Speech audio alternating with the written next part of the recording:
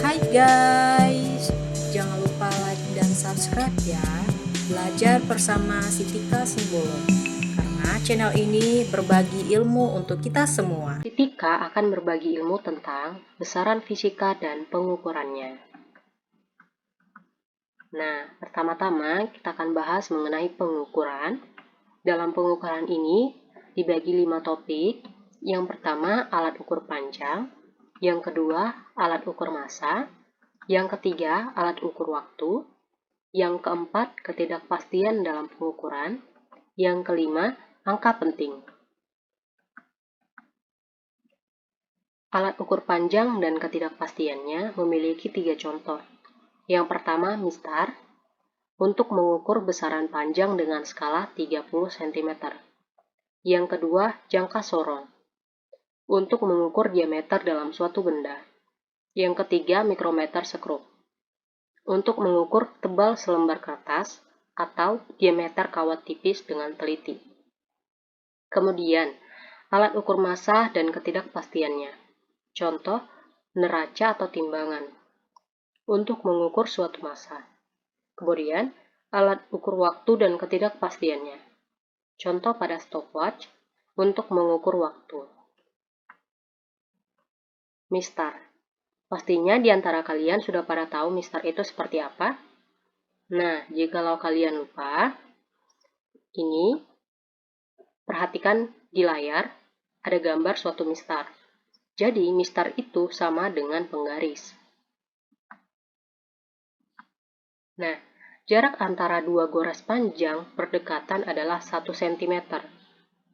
Garis panjang 1 cm, sedangkan jarak antara dua gores pendek berdekatan pada mistar adalah 1 mm atau 0,1 cm.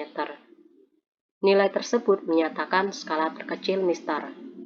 Jadi skala terkecil mistar ialah 0,1 cm atau 1 mm.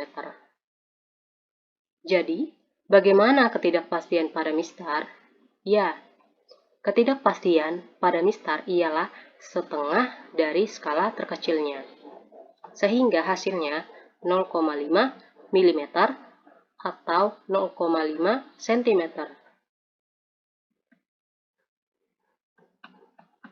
Yang kedua, pada jangka sorong. Gambarnya seperti ini, yang memiliki skala utama dan juga skala nonius. 10 skala utama memiliki panjang 1 cm, sedangkan 10 skala nonius memiliki panjang 0,9 cm. Beda satu skala nonius dengan satu skala utama adalah 0,1 cm dikurang 0,9 cm sama dengan 0,01 cm atau 0,1 mm. Jadi, skala terkecil jangka sorong adalah 0,1 mm. Yang ini atau 0,1 cm. Lalu, bagaimana dengan ketidakpastiannya? Ya, ketidakpastian pada jangka sorong ialah setengah dari skala terkecilnya, sehingga hasilnya 0,5 mm atau 0,05 cm.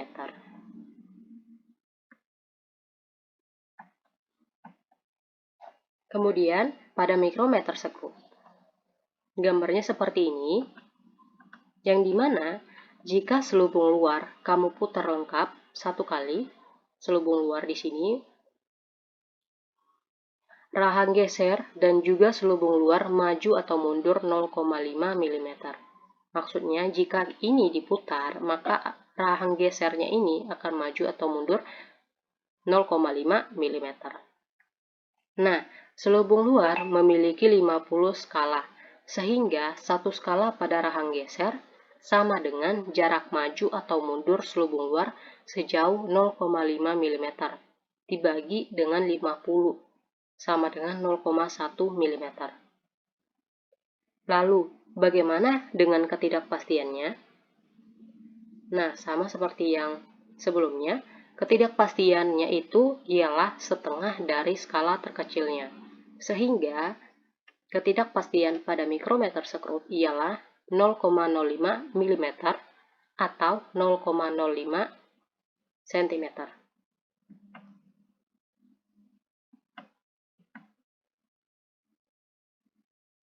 Selanjutnya, alat ukur massa. Yang pertama, neraca sama lengan.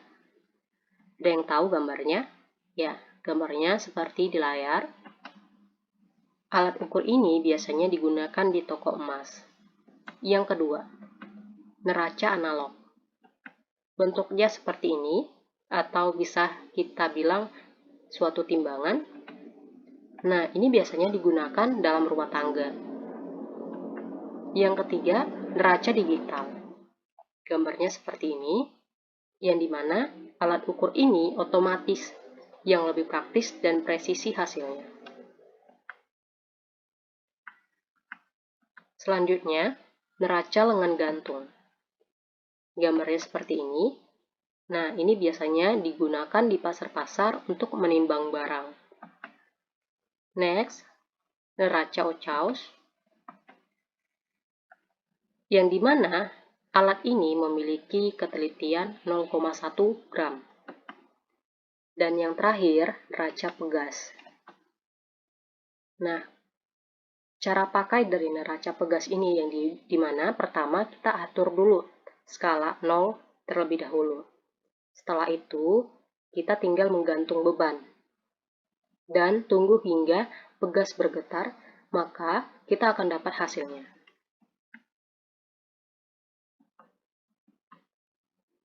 Selanjutnya, alat ukur waktu. Contoh pada stopwatch, yang dimana stopwatch ini kegunaannya untuk melihat mengukur suatu waktu. Jadi, stopwatch di sini ada dua, yang dimana pertama stopwatch analog, yang kedua stopwatch digital.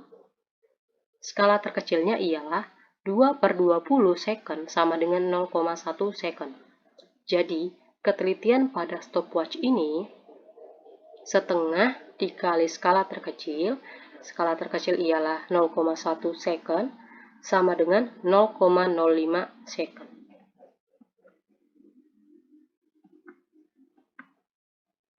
Nah, sekarang kita masuk ke dalam ketidakpastian dalam pengukuran. Yang pertama, ketidakpastian bersistem. Ketidaktepatan atau ketidakakuratan instrumen pengukuran atau kesalahan dalam metode pengukuran yang digunakan. Ketidakpastian lingkungan yaitu ketidaktepatan atau ketidakpastian lingkungan yang berkaitan dengan variasi dalam kondisi lingkungan di mana pengukuran dilakukan. Misal, dalam lingkungan itu sedang terjadi kebanjiran, jadi lembab ataupun panas dan lain sebagainya. Next, ketidakpastian acak. Maksudnya di sini, variasi dalam pengukuran yang diperoleh dari pengukuran berulang dari suatu objek atau sistem yang sama. Jadi, maksudnya gini, ketika kita sudah mengukur suatu benda, kita ukur ulang, sehingga akan ada namanya ketidakpastian acak. Selanjutnya, kesalahan error, yang dimana ini merupakan teledor dari pengamat atau kekeliruan dari pengamatnya.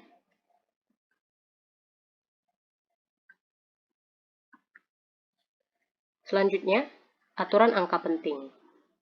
Jadi, di buku fisika, aturan angka penting itu ialah sebagai berikut. Seluruh angka bukan 0 termasuk AP. AP di sini ialah angka penting. Yang kedua, angka 0 atau deretan angka 0 termasuk angka penting jika diapit antara angka bukan 0. Yang ketiga, angka 0 atau deretan angka 0 termasuk angka penting jika berada di sebelah kanan angka bukan 0. Dan yang terakhir, jika terdapat angka yang diberi tanda khusus atau biasanya berupa garis bawah, maka angka setelahnya bukan angka penting. Nah, di sini mungkin agak kurang memahami ya. Jadi, aku buat contoh yang gimana. Contohnya seperti ini. Seluruh angka adalah angka penting, kecuali angka 0 yang dipakai untuk menempatkan angka belakang koma, seperti 0,0000258. Dalam angka tersebut, 6 buah angka 0 bukan angka penting. Jadi maksudnya yang ini 1, 2, 3, 4, 5, 6 ini bukan angka penting. Karena gunanya hanya menempatkan 258 di belakang koma. Sehingga kita bisa tulis 2,58 dikali 10 min 6. Seperti itu.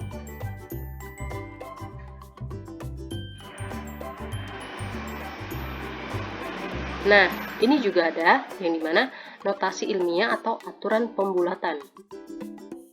Seperti pembahasan yang sebelumnya, jadi pembulatan di sini ialah angka 0 yang di sebelah kiri kita akan bulatkan menjadi 10 pangkat min 12. Sama halnya dengan contoh selanjutnya. Atau istilah nama lain itu kalau 10 pangkat min 12 namanya piko dengan simbol P.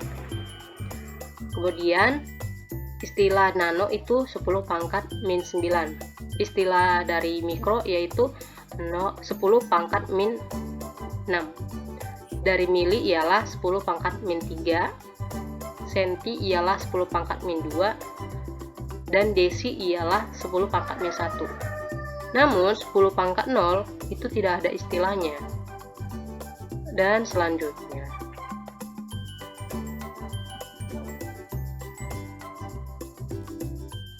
Oke, terima kasih sudah menonton sampai akhir. Jika ada kesalahan dalam pengucapan, baik dalam background, mohon dimaafkan. Oke, next, pada part selanjutnya. Jangan lupa like dan subscribe channel ini. Makasih.